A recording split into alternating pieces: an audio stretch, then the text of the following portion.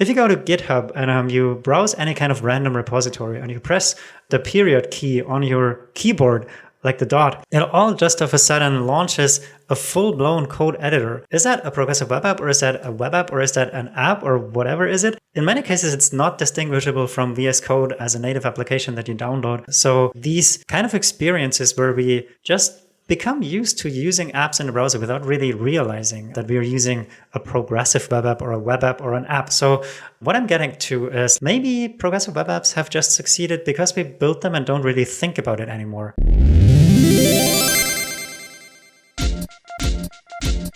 This episode is brought to you by our friends at Square. Develop on the platform that sellers trust. Here's what you could do with Square. You could bridge more experiences. You could build online, mobile, and in-person commerce experiences that connect more customers and sellers. You can build custom booking solutions. You can create and track orders. You can accept payments. You can manage and curate inventory. You can organize customers. You can manage employees. You can extend Square gift cards to your app. You can use Afterpay. And all this is powered by the world-class Square APIs and SDKs that enable you to build full-featured business apps for yourself or millions of Square sellers. So much is available as a Square Solutions partner. Learn more and get started at changelog.com/square. Again, changelog.com/square.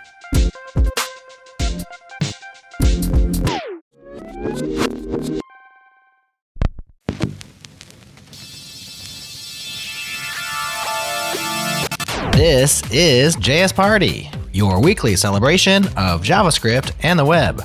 Changelog has joined the Fediverse. Find our Mastodon instance at changelog.social and connect with us at jsparty@changelog.social. Thanks to our partners at Fastly for delivering our pods super fast all around the world. Check them out at fastly.com. And to our friends at fly.io. Deploy your app servers close to your users. No ops required. Learn more at fly.io. Okay, it's party time, y'all.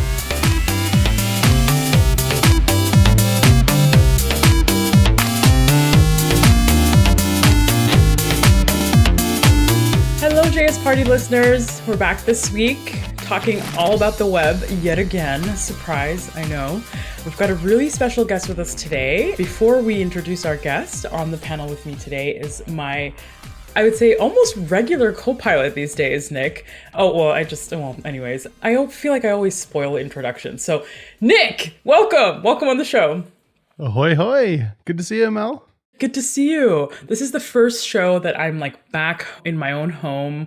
I've only been home for 12 hours and I've already had AV issues and internet issues and all the things that you can imagine. All the tech issues have concentrated into this show. But anyways, regardless, show started now and we're super excited for our amazing guest. Oh yeah. Yeah, mega amazing. He's so amazing. He's got a PhD. Tom Steiner, Senior Developer Relations Engineer who works on the Chrome team at Google. Welcome, Tom. Thank you very much. Hello. Hello. Tom, why don't you tell us a little bit about yourself for folks who might not be familiar? Well, my name is Tom. I work on the Chrome team, but what I like most about my job is that I work on the Chrome team, but actually I'm not that much advocating for Chrome. I do as well, of course, but I'm very much also advocating for the web. So the web is the product that I advocate for, and more specifically, Project Fugu these days, which is all about making new use cases possible on the web by adding new APIs to browsers. And browsers, by definition, is plural, not just one browser. I mean, that sounds like an amazing job. I have to say, for many years, I've been following the Chrome team for almost, a decade now. And it's been amazing to see I think that team specifically set the standard for how to do developer engagement and how to do developer advocacy and how to do developer education well. I think for me, I always think of the Chrome dev developer relations team as a whole, right? And there's different roles within the developer relations team. There's folks that work on engineering projects like Tom. There's folks that are really more focused on advocacy. I've always thought about that team as best in class. I do have to admit, though, just, to be fair, Tom, I don't know how often you listen to this show, that I'm not sure we have a ton of Chrome users anymore on the panel, right? I use a Chromium flavor as my primary browser these days, Brave. I also use Firefox. But I think regardless of our usage of Chrome, I think I'm a fan of the Chrome developer relations team, and I'm super excited to have you on the show today. So thank you and welcome, Tom. Yeah, thanks for having me. Yeah. So Tom, we've invited you here today to tell us all about Project Fugu. We're super, super excited to kind of finally have this topic on the show. It's been on my to-do list for a very long time. One of my really good, very good friends, and I would say he's like my friend-tor. I don't know if you know what a friend-tor is, but he's like a friend and a mentor to me. Alex Russell was kind of the TL, the tech lead on this project, and kind of helped really galvanize it. And he's at Microsoft now. But he was on my list. I was like, all right, I got to get Alex to come on the show to talk about Fugu. I got to get Alex, and we just like never like made that happen. And I'm so glad to finally be talking about this. So can you tell our listeners, what is Project Fugu and why are you working on it? And yeah, I mean, there's such an important project to the ecosystem and there's so much to unpack. So educate us, please, Tom. Yeah, so let me start. You should definitely get Alex on the show. Oh, for sure. He's still around. He's still at Microsoft. He still does web stuff, obviously. So very much do make sure you get him on the show. And I will tell you my view of Project Fugu, but obviously Alex has been around for way more time than I have been. So he will have a different view. So also get his for sure. But what I will tell you is, when I started working on the Chrome team, I was looking for my niche. And on the Chrome team back then, everyone was doing amazing things like CSS Houdini, and all the hot topics were being dealt with. So I looked at what are people doing on the web? I noticed this tendency where more and more people were building amazing applications on the web. And in many cases, these applications were lacking certain APIs. So there were gaps in the platform that the platform just didn't cover.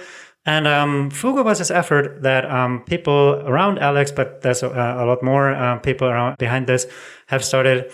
And they started by filling all those gaps. So initially there was Chrome OS as an app platform, and they had a backlog of all these APIs that they ported over of sorts to be on the open web. So not proprietary Chrome OS application platform, API interfaces, whatever, but proper on a standards track developed in the open APIs that people could agree on universally, where browsers would say, hey, this is a good idea, let's do it that way.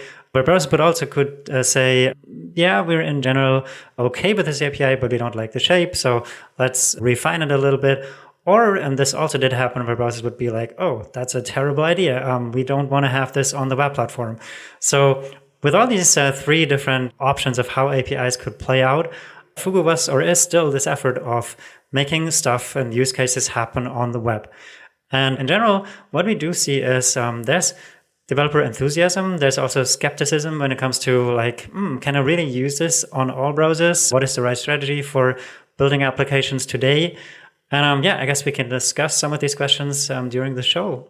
Yeah, no. Oh my God. Thanks for that great summary. I mean, there's so much to unpack here, and we're going to get into kind of some of the specifics on specific APIs that Fugu is enabling within a browser that's already near you or coming to you. I don't know. But I think what's more important is to kind of discuss the why was this project created? And Alex and I have had many chats, and I'm certainly going to have him back on this show, but it's going to probably be a wider discussion about how can we save the web? That's going to be a 3-hour conversation. We're going to need some alcohol for that. It'll be probably a special edition show, but focusing this on Fugu, can you tell us a little bit about why this project was created? Can you tell our listeners about why? What were we actually trying to do here? So talking to a lot of partners, so customers, companies Google works with, we always got sort of the same message, which was we need apps, we need different apps for different platforms, and we essentially need to build the same app 2 times, 3 times, 4 times, depending on what platforms they needed to cover or thought they needed to cover. And most companies don't really like doing that. So there's a couple of companies who actually have the resources and actually do like building apps for platforms. But most companies they do it because they think they have to. And they're trying to avoid this as much as possible. So they try to build cross-platform. So using, in the old days, something like Cordova, or they would go like React Native as a route. Flutter these days is becoming very popular for this promise of writing once and then running everywhere. But yeah, in the end, people also always need a website. So it can be a web application. It can be just a gateway into your application that you then install for Android or Windows or macOS or whatever. But essentially, yeah, this desire of why not just have one app that we can use universally? And there's a couple of companies who've started doing that. And most companies are not there yet. But yeah, we see a lot of companies interested in at least reducing the number of platforms that they build upon. And I would also say COVID has played a huge role in it because COVID made desktop important again. So we've been like 2015 was like the year of mobile and everyone was looking at mobile web, and we still do.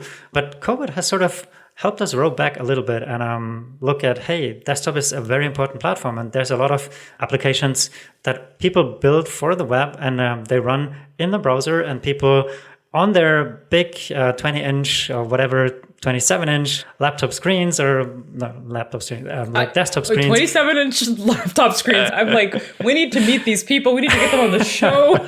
We got to talk about backpacks. We have a lot to talk about with them. But Absolutely.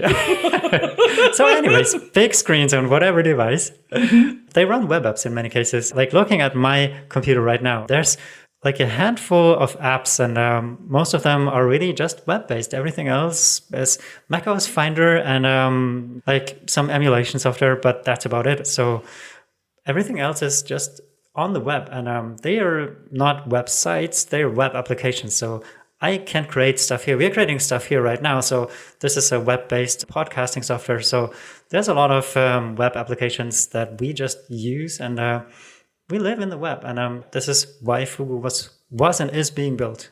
yeah, absolutely. It's really cool. So like this idea of like reducing your stack, right? And JavaScript being a universal stack. I mean, we've kind of been trying to do this for, I would say, ever since Node became a thing, right? I mean, we made that shift with our server side stack. So teams kind of, okay, using one language in the front end and quote unquote back end, right?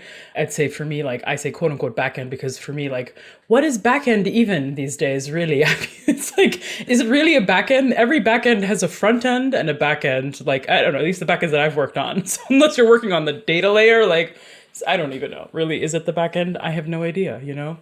So teams are trying to kind of say, okay, we can't write iOS apps, Android apps, and JavaScript apps. We can't staff them. We can't maintain them. It's too much. And I agree. It's a huge permutation to manage, especially across Android. Creating a quality Android application is like an act of God in some cases, really, right? Because there's tons of permutations that you need to support. And so can you tell us a little bit about kind of this play for the web, right? We've got React Native that's kind of been in this space, like you mentioned, Flutter. It sounds like we're really trying to save the web from being engulfed by native applications. And for me, that's kind of how I've always read this. This is how I've smelled this project, right? Can you speak to that a little bit, Tom? So I think on mobile specifically, people still have the tendency to look for apps on the app stores. So on the Play Store, on the App Store. And like even on desktop, Apple tries to very hard make people look for apps on the App Store first. Windows has the Microsoft Store. So I think stores and like the way as a distribution mechanism stores work is still very much important. And looking at what we can do about that. So stores have advantages, like you can get your applications there, you can get reviews there, people can get a feeling, is this application addressing the needs I have for it? Like if you have an image editing application, what do others say about this application? Can it deal with whatever, JPEGs? Does it struggle with large files and so on? So these kind of things, people will leave in reviews. So there's a lot of advantages of having apps on the app stores. Mm-hmm. And one trend that we've seen is people want to get their progressive web apps onto app stores. And you may have heard of PWA Builder. That is a community project run by Microsoft folks that helps with that. So native apps and progressive web apps on app stores can coexist, and they do coexist pretty well, I would say. On the other hand, we still see a lot of like lower quality apps that are essentially very much still like web applications, websites, sometimes in the worst case, that are poorly wrapped. And people leave reviews about those and say, this is really just a website. It's not a great app. I think, yeah, if you go this route and say, I want to get my application alongside native applications listed in a store, you need to make the effort of really making your app blend in and make it feel like an app and not like a wrapped website. So yeah, this is my sort of rambling answer to your open question. Yeah, no, that was a really good point too. Like the App Store it's got its hooks, right? It's a well-paved cowpath for users, right? It's the thing that they know, is the thing that they're familiar with. And for me, I have this burning question of like, what happened to PWAs, in the sense that like, I thought PWAs were supposed to save us from this hellhole of like native applications. And I say that because I'm very team pro open web. Native apps are maybe slightly better for user experience, right? But, not really great for the health of the web, specifically like user privacy as well, like user privacy, user data. There's all kinds of stuff that's like not so great, right? So browsers being this sandbox environment and more kind of a trusted environment, always kind of a safer place to browse. With that, like that's something I was thinking about too. Like it's great adding these APIs and capabilities to the browser, but like kind of just going towards what you said, Amel, there's always like the browser is a trusted place, but it's also a place I heavily distrust. And it's very obvious in the amount of like content blockers, ad blockers, things that I add to my browser to make it more of a safe place, get rid of those cookie banners, things like that. And those things, like it adds a distrust. And then the first time I try and visit like something that I would just obviously trust on the web, but it's broken because of my overabundance of trying to block everything, I immediately start like distrusting the platform more. I think like, I don't know where I'm going with that, just to call that out as like a problem. It's like, it's a trusted place, but because there's so much distrust among the content there, it kind of sours everything because I'm overly cautious about the dangerous stuff, and it can break my experience for the good stuff. Yeah, I can maybe speak to that. So whatever happened to progressive web apps? So first, maybe Amal, to discuss this point that you brought up. Do you remember Ajax, like all uppercase Ajax? And a little bit later, it became first letter uppercase and the rest lowercase, so like more of a regular word. You mean we're not doing asynchronous JavaScript in XML? Here we go. What? Here you are busting dreams and facts, Tom and Nick Nisi. So naughty. So yeah, at some point, no one talked about Ajax anymore. It just had become the way we build applications, single page applications.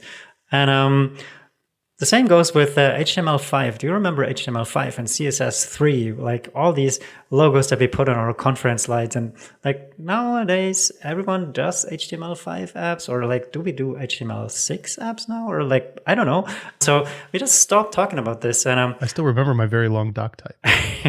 And a little bit the same is happening with, if I could just continue this, the same is happening with progressive web apps these days. So people build progressive web apps of sorts, but like, is it a progressive web app if it's like not installable, or is it just a web app? Or like, what about the just? Like, do we need the just?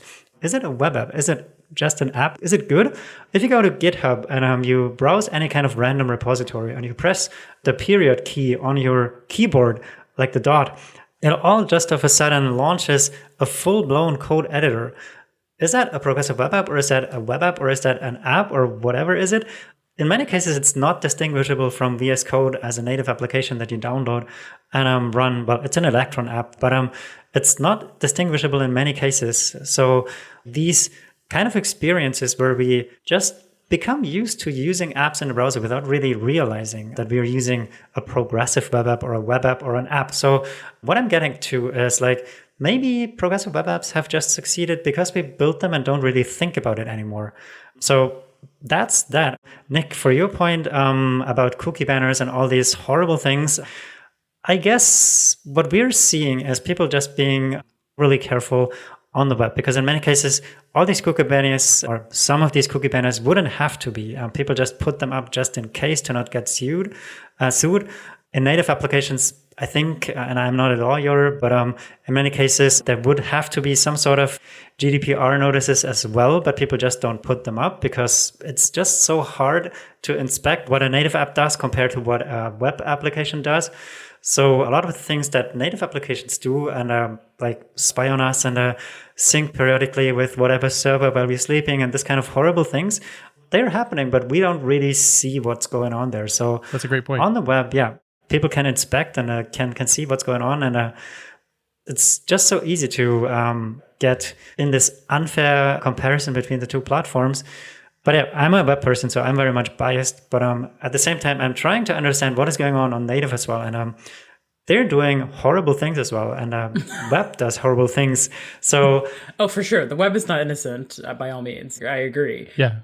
It's more out of sight for the native ones, but you're absolutely correct. it is for sure, yeah. So we are here to fix both, hopefully. So if you talk to people from the Android DevRel team, they will tell you, look, a lot of Android apps do horrible things. And Android as a platform is also getting stricter about what apps can do in the background and so on. So there's some development happening there as well. Google has the privacy sandbox for the web, but now there's a privacy sandbox for Android as well. So what I'm getting at, this is a general movement, like apps in general becoming more privacy aware, privacy sensitive, information not being shared in the background and so on.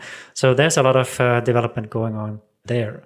Yeah, no, that's a great answer, Tom, and a very, I'd say, scientific and diplomatic answer as well. You know, I like your kind of innocent until proven guilty kind of stance for kind of examining these types of issues. I'm just kind of like, guilty, you know? But yeah, so we have so much to get into and so much to unpack. So we'll be right back after these short messages.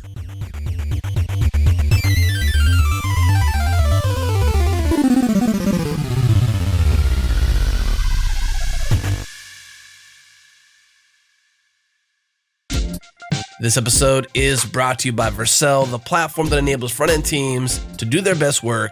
Vercel combines the best developer experience with an obsessive focus on end-user performance. And I'm here with founder and CEO of Vercel, Guillermo Rauch. So Guillermo, I had you on Founders Talk recently talking about making the web faster and how Vercel is built on 3 pillars: develop, preview, ship.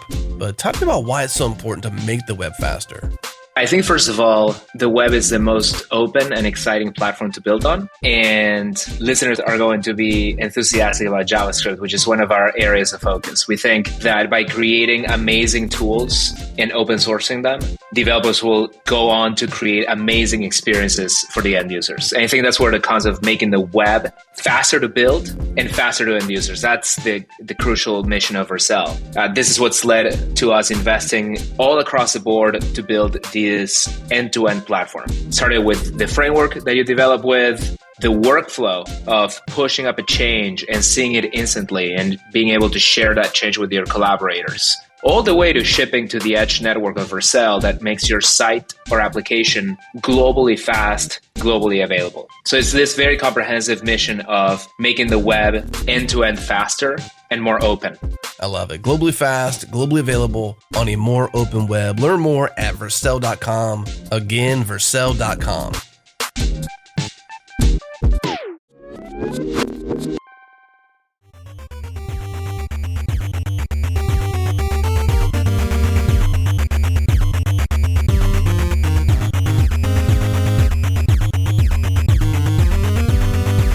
All right, Tom, we're back.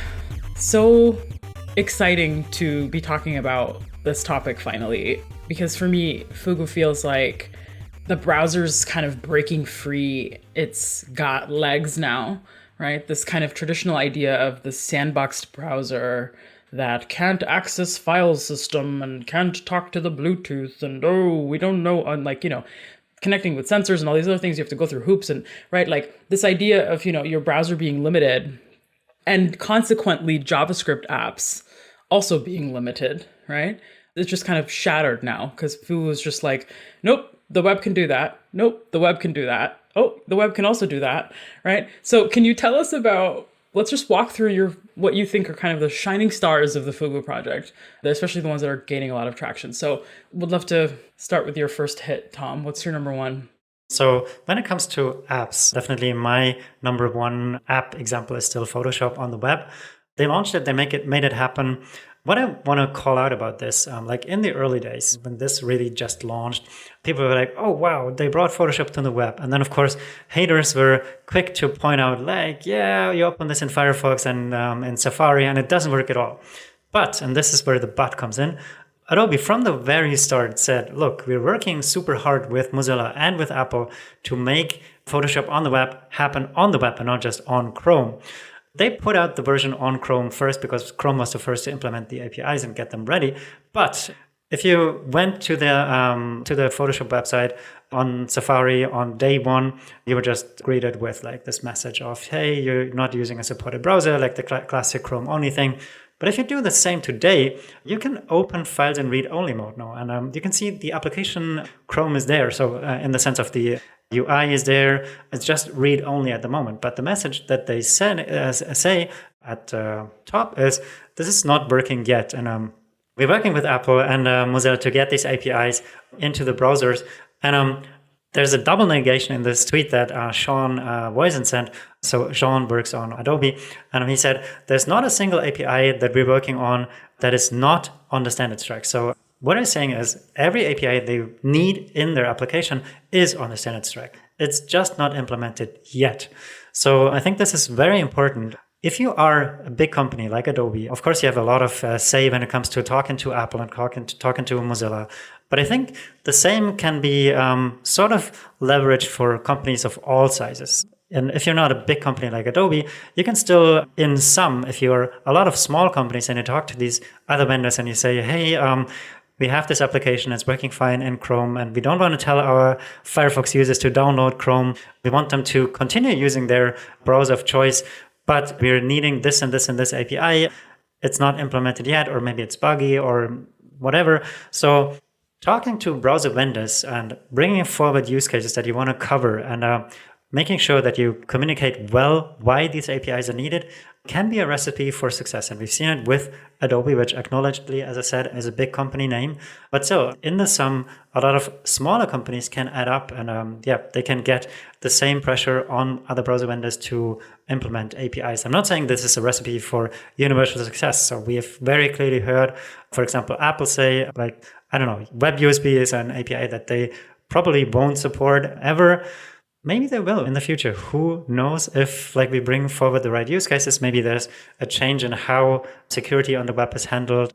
There's a lot of debate also when it comes to APIs on the web. What is the right way to ask for permission? Do people understand when you ask for permission? Is there a way to communicate really all the ways an API could be abused potentially in a small permission prompt? Like, what is the right way there? And I think this is also a way for browser vendors to just innovate and say, we are Firefox and we're going a permissions way that is different from all other vendors. So for example, very recently, Firefox started supporting Web MIDI. The way they do this now, if I understand the concept correctly, is they sort of build an ad hoc extension that they can then block and say, if we see that the API is being abused, we have an escape hatch, and we can just sort of, I think, revoke the ad hoc extension that was created.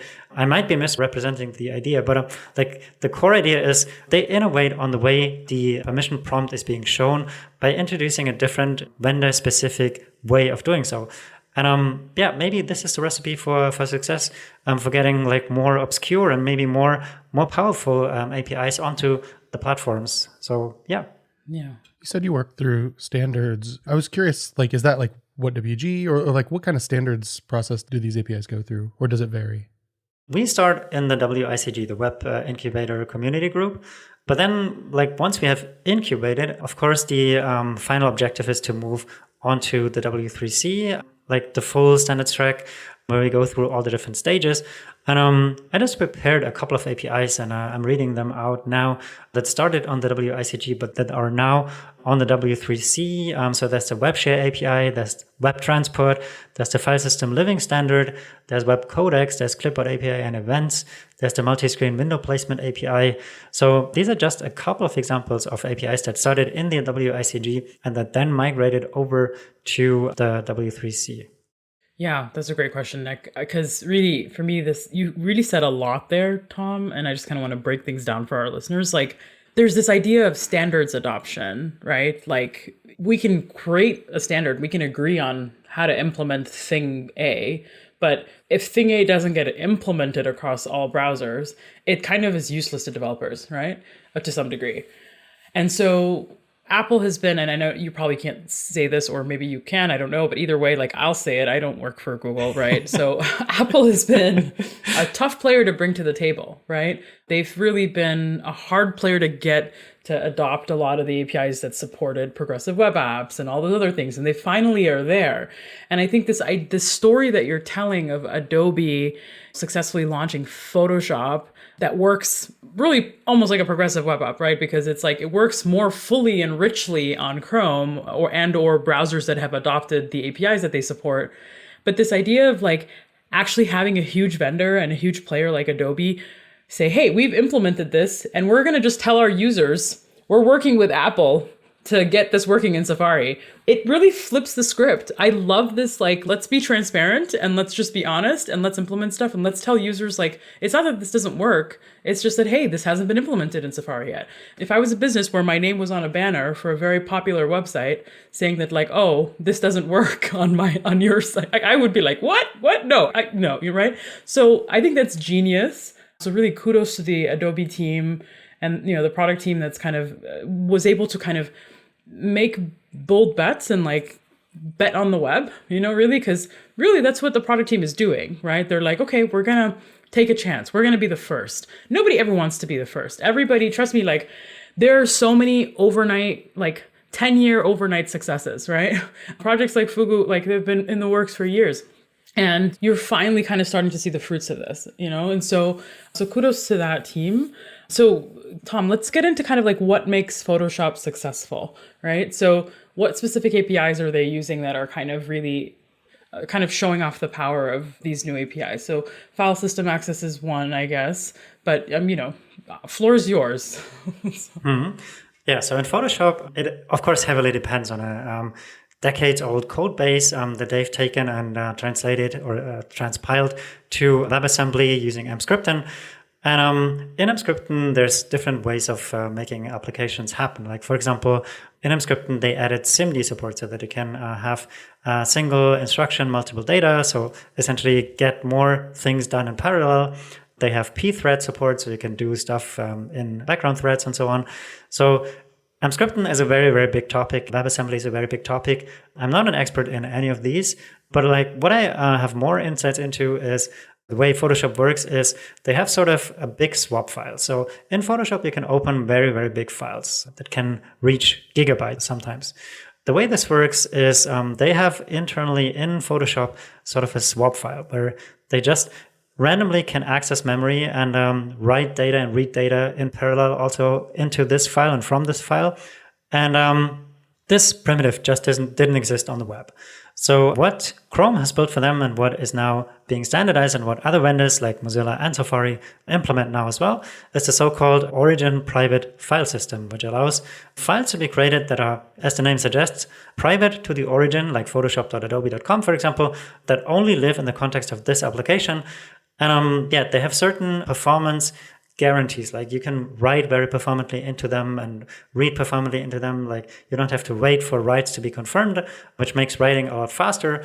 So all of these things, if you think web as well, there's a big problem, if you will, like we call it the mark of the web. So if you download a file from the web, before you can execute it or open it, you get this warning, which tells you, hey, this has come from the web and so on. There's safe browsing checks that need to happen. And of course, all of these checks take time. Within the OPFS, the Origin Private File System, these checks don't need to happen because technically they're files that are not really exposed to the user. So they live inside of, somewhere hidden in your browser. Technically, they don't even have to be files. They could be implemented as, for example, entries in a database. They just behave and feel to the developer-like files. And I think this is the core thing here. How they're, like the actual storage is an implementation detail that you as a developer don't have to know. And this makes working with these files so nice, because to you as a developer, it just feels like, hey, I'm opening a file, I'm writing into it, I'm streaming data into it, whatever. So the look and feel is like a file, but then everything else, the other problems with files that you have on the web, you don't have to be concerned about. Yeah, that's super cool, Tom. I feel like my head's a little like, I haven't been following this specific spec, so hearing where it is now, I'm like, what? What are we doing now? That's intense. Also, that sounds powerful. Also, we had Debbie O'Brien on the show last week. We were talking about Playwright, and it was like, we were pressed on time. I was really trying to avoid tangents, and I would say the same exact situation here. There are so many tangents. I feel like we could have an entire podcast on like all the things Amel did not say. I will take a really quick tangent for our listeners though, because I think this one is an important context I want to set for y'all. So there's this concept of origin trials within Chrome, and it's like a fantastic concept. Tom, could you explain what that is to our listeners? So origin trials allows you to test new APIs with actual users. Why do we have this? So in the beginning, you might remember the early WebKit something prefixed APIs. The idea there was, we agree this is not an API that is standardized yet. It's an early test maybe. So vendors thought, well, it's a clever idea to just prefix these APIs. The problem then is, because these features were in many cases very attractive, developers started using it and depending on it, which then ironically caused vendors like Firefox to implement things that are prefixed with WebKit just to be supporting all these use cases that developers had built. So learning from this, we're baking stuff into the web platform that then might just become baked in forever and with no way to like get back. Origin Trials was introduced as a safe way of playing with things that are in incubation still. So you could then just include a meta tag on your site. And if you have this meta tag on the site, the browser would detect it and then sort of unlock the API in question. So it's encoded in the meta tag token, somehow what API is visible then if you have the token. And each token is also limited to a certain amount of time. So first, you need to renew your token so that you really make sure that your web application stays up to date. So maybe there's been changes in the API so that if you change your token, you also need to change your code, else it will stop working. But then in the end, of course, it's also important to not bake these maybe not mature yet APIs into the browser. So every origin trial is also just time boxed, where we say it's supported from milestone X to milestone Y. And once milestone Y is over, either we just say, okay, the feature didn't work out. It's something that will be maybe iterated again upon, or we say it's been a success. We can use it now. And more recently, on the Chrome team, we introduced the concept of so-called gapless origin trials, which means the origin trial would go straight into a feature that you could use in production. So this allows really to, if we have agreement on how an API shape should look like, that then the continuation would be there. You could start from the early days, go along the origin trial, and then take your users straight into prod. So that's the idea here. Yeah, thank you for that awesome summary. And I didn't know that we had gapless now. That's great. So the idea is like, we have this website called nicksbelovedtypescript.org. Somebody should buy that domain if it doesn't exist and gift it to Nick.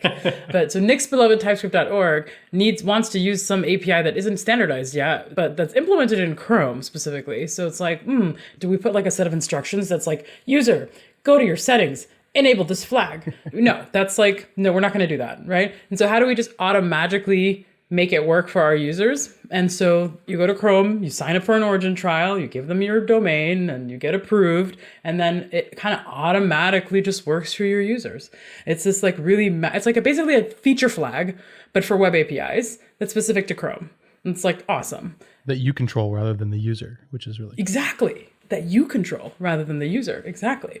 For better or worse, right? So make good decisions for your users. And I want to just call out quickly, Firefox has the same concept now. So in Firefox, of course, very recently awesome. I've participated in the off-screen canvas origin trial. And Edge, so Edge, the Chromium-based Edge, they also use origin trials now. So it's a concept that I think people like in general because of all the advantages that I just listed. So Yeah. Makes sense. So now that we know what origin trials are, let's go back to the file system API. So file system API, was not initially on the standards track. It is now, obviously. I mean, it's been for a while, but I meant like, were origin trials kind of part of the story here for being able to actually experiment in the wild on this feature? Like, I'm curious, were the teams like the Photoshop team use an origin trial initially, or are they using origin trials? Like, these are all open questions, Tom. I don't know the answers. Tell me. So we need to be a little bit careful here. So when you say file system API, there has been definitely more than one. Okay. There has been something like the file system entries API or something like that. So there have been several attempts also at standardizing, not just proprietary stuff, but really standardizing file system access on the web. What we can talk about specifically now in the context of Adobe, this is the origin private file system part. And more specifically there, the access handles, so the thing that gives you access to these files that are private to the origin. And there is or has been an origin trial that Adobe has been taking part of. So they went through this entire process of breaking changes that from one origin trial version to the other, they needed to implement and so on. So now the origin trial is, I think it's over. But definitely there's the API that is agreed on universally now. It's being standardized in a living standard. The file system, what's it called? File system, I think, is just a standards name now. Important to say is, if you talk about file system access, there's the file system access API that has the so-called picker methods. So show open file picker, show save file picker, and so on. So this is not that. So the file system part that is being standardized now is first, how do we work with files in general? Like the file methods, to rename a file, to move a file, to delete a file, to create a file in the first place, to write to a file, and so on. So this is being standardized. The way you can create a file is in the origin private file system or by using the picker methods. And the picker methods, these are like more powerful APIs. And this is also where we still have some disagreement on, because it allows you to open files from your local file system. And as I mentioned before, on the local file system, like the user visible files, you have all these problems like what about ransomware attacks, where someone just gets access to your whatever projects folder and then encrypts everything. So they want to get some ransom from you to decrypt again your files and so on. So it's a little bit more interesting when it comes to those picker methods. The other part, this is where we have universal browser agreement on.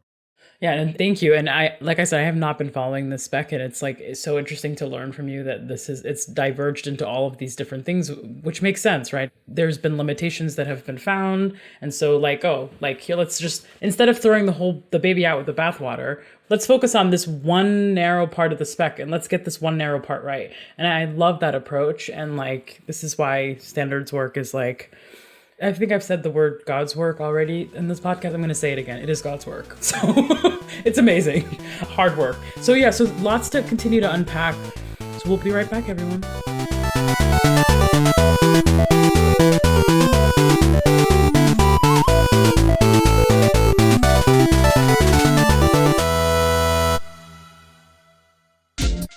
What's going on, party people? This episode is brought to you by our friends at Lolo Code. Lolo Code lets you build cloud-agnostic serverless apps that make it easy to go from 0 to 1. If you're familiar with building serverless apps, you can think of Lolo Code as your backend with a visual editor, let you think and build at the same time. All this without having to provision or manage servers. So with no servers to worry about and an amazing visual editor to build your app, connect nodes, and add any NPM libraries you need, you have no limitations and no complexity to deal with. And Lolo Code is low-code-ish. You can even write your own integrations. This means you can build templates within your account or use templates that have been shared with you. For example, you could build a library function with Slack and then just connect it to your workflow or MongoDB or OpenAI or whatever else you're using parameters for in your code to create dynamic values. This makes Lolo Code very Zapier-like, but for devs. Lolo is built for developers, so try it free today with no credit card required at lolo.co/jsparty. That's lolo.co/jsparty. and by our friends at Sentry. Build better software faster, diagnose, fix, and optimize the performance of your code. More than 1 million developers and 68,000 organizations already use Sentry, and that includes us. Here's the easiest way to try Sentry. Head to sentry.io/demo/sandbox. That is a fully functional version of Sentry that you can poke at. And best of all, our listeners get the team plan for free for 3 months. Head to sentry.io and use the code PARTYTIME when you sign up. Again, sentry.io and use the code PARTYTIME.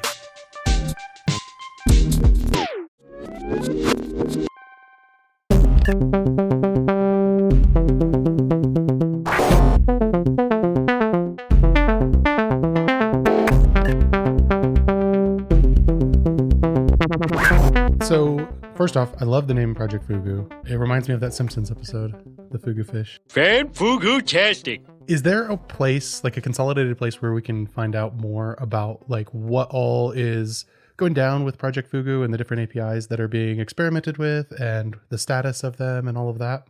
Yeah, sure. We have 2 places. So there's the Fugu API tracker that allows people to just see in the open what APIs are we working on, what is in our pipeline, what features are we implementing and just working on.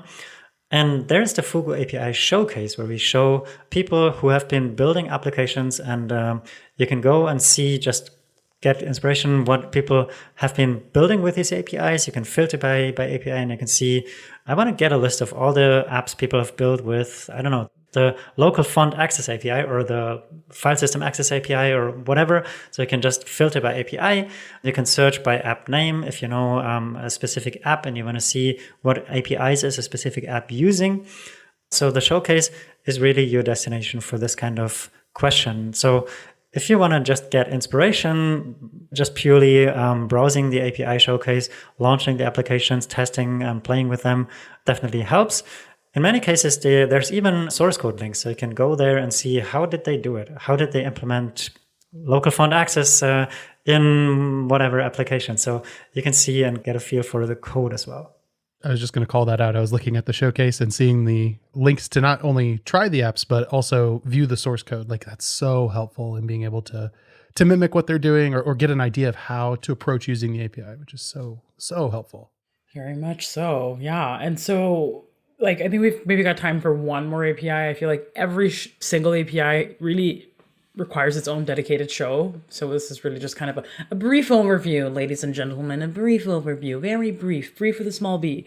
So Tom, what's another favorite API of yours that you're like, this one should be it, regardless of what stage it's in? Let's just take the shackles off the standards process a little bit. What are you the most excited about? You know what? I'm going to cheat. I'm going to mention 2.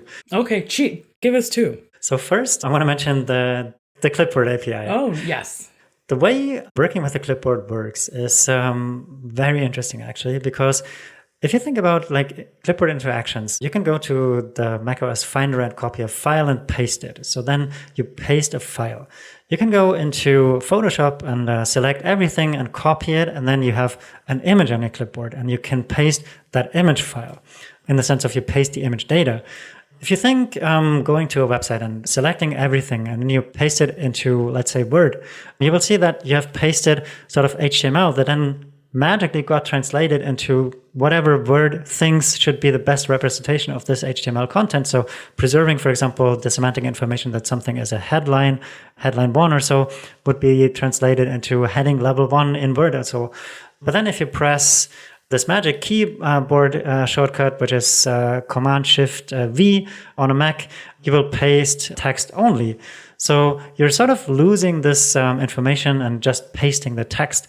And this is pretty powerful as a concept because with the clipboard API, you can do the same thing now. You can put different representations of the same content onto the clipboard. So if you're building an application that edits SVG files, for example, you can put the image data on the clipboard, but at the same time, you can also put the source code because it's XML based, so it's all readable. You can put the source code on the clipboard. And then depending on the application context, if you paste into VS Code, you can paste the source code. And if you paste into something like Adobe Illustrator, you can paste the image data. You can do the same thing there on the clipboard. And the way it works is super, super simple. If you look at the code, it's just essentially creating different blobs of different MIME types and putting them onto the clipboard. So that's my first API that I really, really, really love. The second one is file handling. So it allows registered applications, progressive web applications, web applications, whatever, to register themselves as a file handler. Which means if you have an example application that deals with .example files, you can say, hey, my PWA can become the file handler for .example files. Which means if people have a .example file in their File Explorer, Windows Explorer, or Mac OS Finder, or whatever, they can just double click and the PWA will open. Very, very powerful concept. And what I like most about it is it feels so natural. So once you have gotten used to it, you don't think anymore, is it a docx file and Word opens, or is it a .example file and the example app opens? And if it's well made, you can, in many cases, not even spot a difference between a native application and a web application. Sort of what we said in the beginning, we are sort of back to there. If you build something that is well integrated into the operating system, people think of your applications like apps, and that's what you want to be at. So that's a point you want to be at. People don't think or should not have to think about how is something implemented, especially not users. They should just be using your app and be like, oh, wow, this is so cool for, I don't know, editing my video files or adding my .example files or whatever. So I think this is where you want to get at. People should be using your app without really thinking it's a web app. It's just something that fulfills their use cases, covers their use cases well. That's so important too, because you're covering these minute things that users really wouldn't think about, right? And probably when you're implementing this, you don't think about too much.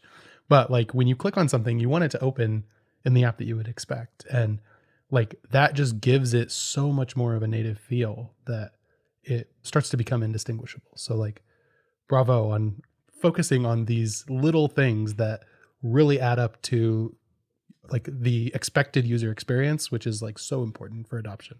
And that polish, right? Mm-hmm. And it's all this invisible work, like you're saying, Nick. Like it's all the stuff that it's like, this is how you think it should work. But actually, in order to get it to work in the way that you think it should work, it actually is like there's a lot of gaps that need to be filled.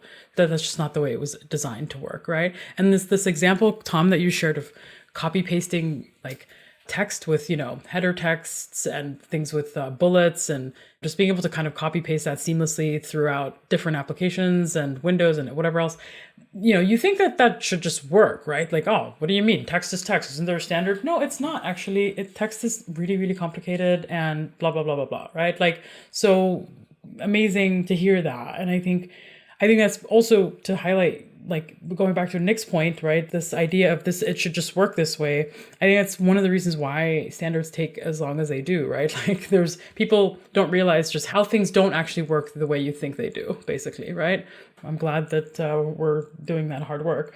This maybe is a nice tangent as well, like very quick tangent. Okay. File handling, as I said, is for installable applications that they can register themselves to become a file handler.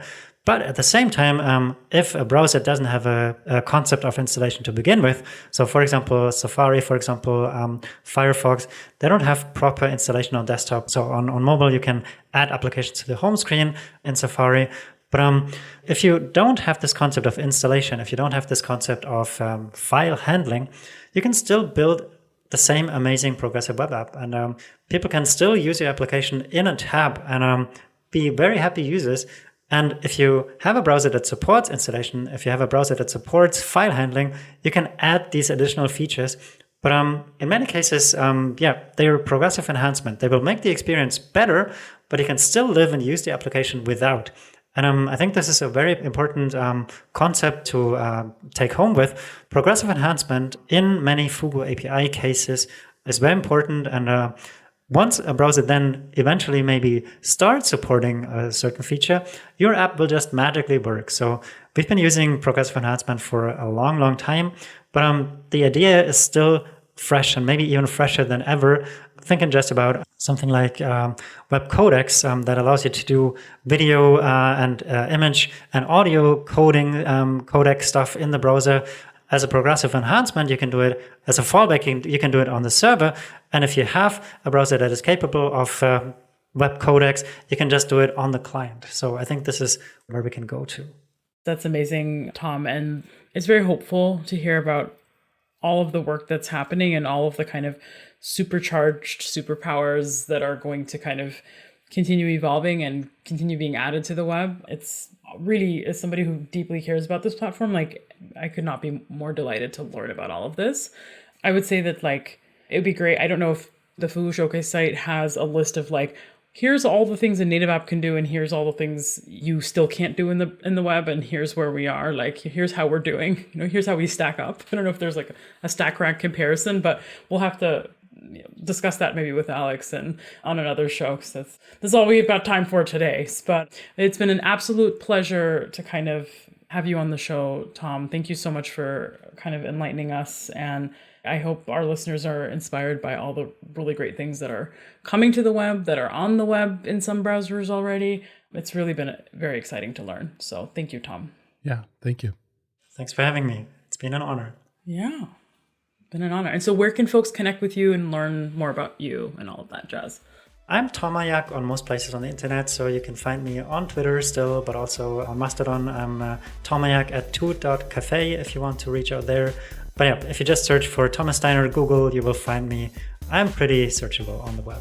All right, yeah. I would expect nothing less for you to be Googleable.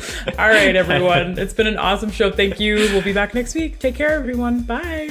Thank you very much. Bye-bye.